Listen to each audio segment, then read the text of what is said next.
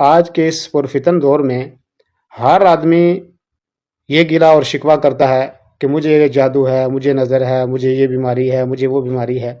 لیکن اللہ رب العالمین نے جو سب سے شفا کا عظیم نسخہ ہمیں دیا ہے وہ ہے اللہ رب العالمین کی کتاب. اللہ رب العالمین کی کتاب پوری کی پوری ہمارے لیے شفا کا ذریعہ ہے، اور یہ خود اللہ رب العالمین اپنے قرآن مقدس میں اعلان کرتا ہے.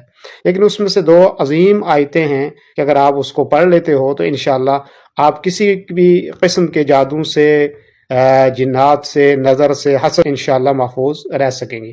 اور پہلی آیت جو ہے وہ سورہ اسراء کی آیت نمبر 45 ہے. اللہ رب العالمین فرماتا ہے وَإِذَا قَرَأْتَ الْقُرْآنَ جَعَلْنَا بَيْنَكَ وَبَيْنَ الَّذِينَ لَا يُؤْمِنُونَ بِالْآخِرَةِ حِجَابًا مَسْتُورًا. یہ آیت ہے.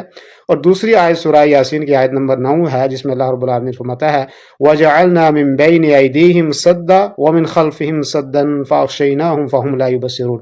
یہ ایسی دو آیتیں ہیں کہ اگر آپ یقین کامل کے ساتھ اس کو پڑھ لیتے ہو تو انشاءاللہ اللہ رب العالمین آپ کی اور ان بیماریوں کے درمیان ایک دیوار بنا دے گا، اور آپ کو کوئی بھی چیز تکلیف نہیں دے سکے گی.